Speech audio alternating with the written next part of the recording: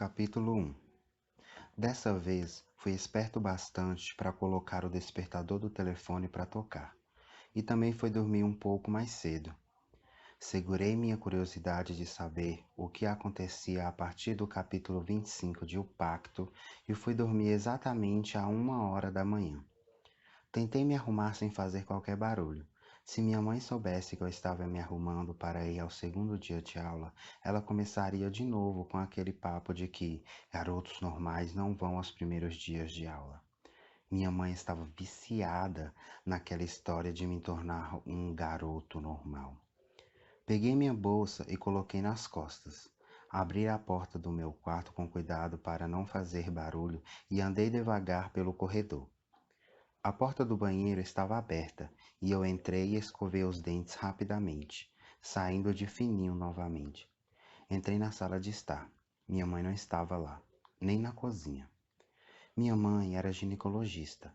Ela dividia um consultório com duas amigas no centro da cidade e saía todos os dias às 7 da manhã para ir trabalhar. Então era cedo demais para que ela já tivesse ido. De repente, a porta do quarto do meu irmão se abriu e ele saiu usando apenas um short branco de dormir. O que foi? Ele perguntou olhando minha cara assustada. Júlio era 3 anos mais velho que eu e estava no segundo período de biologia na universidade da cidade. Antes, Júlio e eu éramos melhores amigos, do tipo que contam seus segredos e essas coisas. Mas, depois que Júlio foi para o ensino médio, ele mudou completamente, fechando-se para mim e para nossa mãe, e nunca mais voltou ao que era antes. Mas, ao contrário de mim, Júlio era completamente normal. Ele tinha um corte de cabelo bonito e malhava. Tinha uma namorada linda e era convidado para as festas dos mais ricos da universidade. Esse era um dos pontos que faziam com que eu desejasse o mínimo possível ser normal. Tinha medo de mudar, de me tornar outro alguém. Cadê a mamãe? Perguntei. Está no quarto dela se arrumando, ele disse, e eu pude ouvir a porta do guarda-roupa se fechando dentro do quarto dela. Você sabe que isso é estranho, não é? Fugir de casa para ir para a escola. Estranho é, comecei a dizer, mas parei de repente, ouvindo a porta do quarto de minha mãe se abrindo. Corri para a porta e a destranquei rapidamente, fechando-a com força quando saí. Não esperaria pelo elevador, e nem mesmo tinha vontade. Na verdade, era falta de coragem mesmo, de andar naquela coisa velha. Fui para as escadas e desci correndo, passando a mão sobre o bolso traseiro da calça e agradecendo aos céus pelo telefone estar lá. Como morava no sexto andar, não demorei muito para chegar à entrada do prédio. Isaías, o porteiro, abaixou o jornal que estava lendo e olhou com a cara estranha para mim. Bom dia, Isaías, disse ofegando enquanto me encaminhava para a saída. Bom dia, ele respondeu sem ânimo e voltou a ler o seu jornal. Quando saí, parei por um momento e tirei o telefone e os fones de ouvido do bolso. Passei a mão em meu cabelo encaracolado para ter certeza que não está bagunçado e segui em direção à escola. Eu estudava na Escola Estadual Jair Silveira, que ficava a 5 quarteirões da minha casa. Então, eu preferia ir andando. Eu morava em Novos Montes, uma média cidade de Minas Gerais. Média porque ela não era tão grande e nem tão pequena, sendo, no máximo, 75 mil habitantes. Um bom lugar de se viver, tendo como único ponto ruim pessoas abrindo lojas de parafuso dizendo que isso era tudo o que se faltava na cidade, enquanto não havia uma livraria ou, no mínimo, um cinema. Também seria bom ter um shopping. Conectei os fones no telefone e os coloquei no ouvido. Depois pus a música para tocar. A primeira da minha playlist era Adore You, da Miley Cyrus. Eu adorava essa música. Passei pelo primeiro quarteirão e, de repente, a música parou de tocar. Havia alguém me ligando. Olhei na tela e era o número de Pete, meu melhor e único amigo. Oi, Pete, falei depois de apertar o pequeno botão no fio dos fones de ouvido. Então, vai à aula hoje? Eu percebi um leve tom de deboche em sua voz. Vou, eu fugi de casa. Fugiu? Tipo, de verdade? Sim e não. Como poderia ser de mentira se eu fugi? E não, porque eu só fugi para ir à aula hoje. Eu te explico depois. Então tudo bem, já tô chegando à escola, tô te esperando. Desliguei o telefone e coloquei a música para tocar de novo. Agora só faltava 3 quarteirões. Eu gostava de ir andando para a escola porque podia pensar, e também porque era um momento de ficar sozinho comigo mesmo, de poder pensar em coisas como ser shipper de Perkabeth, sobre quais livros queria ler, sobre as séries que seriam lançadas ou sobre as que assistia, ou meus livros favoritos. Awkward era minha série favorita. Eu simplesmente amava a Jenna e a Sadie e não me cansava de falar sobre a série. E era Pete que sofria com isso. O meu livro favorito era Perdão, Leonardo Peacock. Eu simplesmente amava o modo como aquele livro foi escrito e de como Leonard foi criado com todos os meus pensamentos e tudo mais. Tomei um susto ao chegar à escola. Eu estava tão perdido em meus pensamentos que nem percebi o quanto havia andado. Como um carro não me atropelou quando eu atravessei a rua? Parei por um momento na entrada da escola. Eu não havia saído muito durante as férias, mas, quando saí, em nenhuma vez eu passei em frente à escola. Parecia estar tudo como antes. As paredes pintadas de branco e verde e a grama sempre verde na parte da frente por dentro das grades.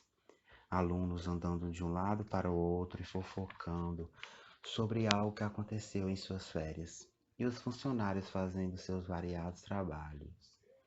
Olhei para cima, em direção à grande placa na entrada da escola, e a única coisa que pareceu ter mudado foi ela ter sido pintada novamente. E tinha até certo brilho. Se uma coisa tão insignificante como uma placa muda, por que minha vida também não pode mudar? Pensei enquanto tirava os fones e os guardava no bolso. Talvez minha mãe esteja certa. Talvez esse ano possa ser diferente. O que você está fazendo aí? Pete perguntou, vindo em minha direção. Ele já estava dentro da escola. Pete e eu conversamos desde a quinta série, mas só foi a partir do ano passado que nos tornamos amigos de verdade, e isso porque éramos os mais anormais da sala. O garoto viciado em videogame e o maluco viciado em ler. Mas o fato é que confiamos bastante um no outro, e eu sabia que poderia contar qualquer coisa para ele, assim como ele sabia que podia contar para mim. Olhando por outro ponto, nós não tínhamos quase nada em comum. Eu amava ler e ele detestava. Ele amava videogame e eu preferia nem tentar. E, além de tudo, a família de Pete tinha bastante dinheiro, enquanto a minha sobrevivia com o salário de ginecologista da minha mãe e uma ajuda mensal que meu avô nos enviava todo mês. Pete tinha o cabelo todo raspado e eu tinha os cabelos encaracolados. Pete era alto e eu era um pouco baixinho. Nós, com toda certeza, não éramos desses amigos que podem ser confundidos com irmãos. Você percebeu que pintaram? Apontei para a placa. Não, mas vamos entrar. Quero marcar lugar quando tocarem o sinal.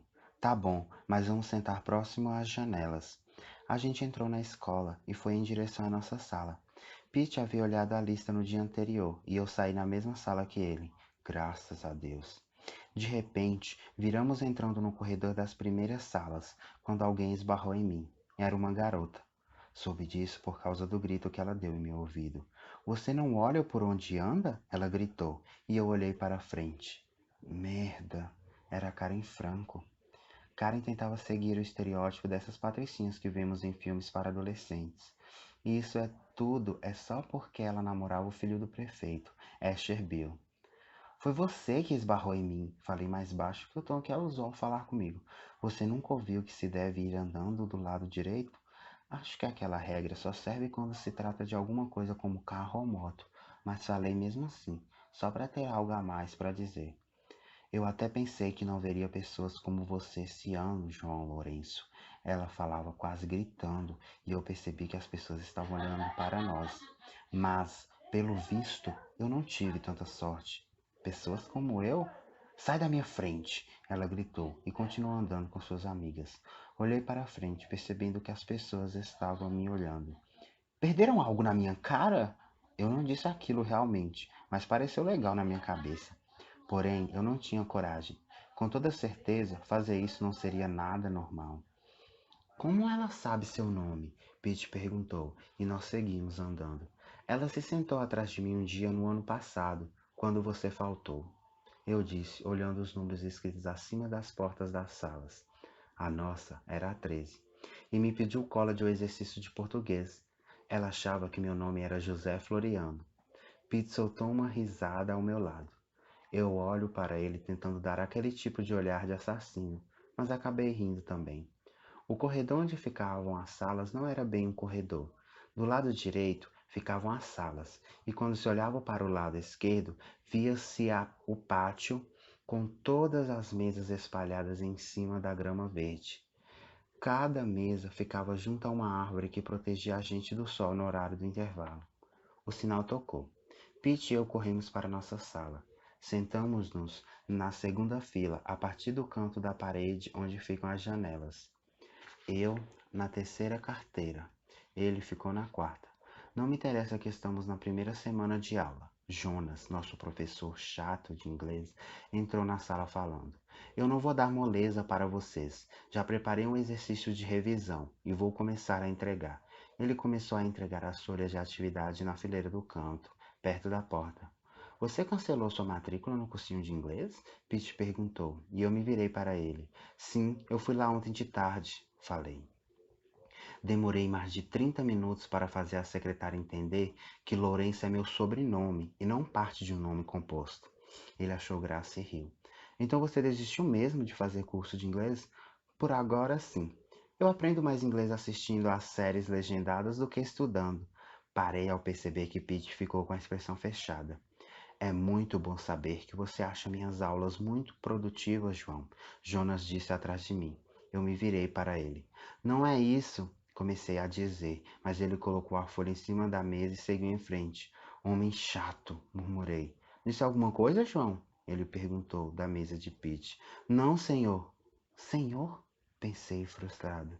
Primeiro, eu fiquei igual a um retardado parado em frente à entrada da escola.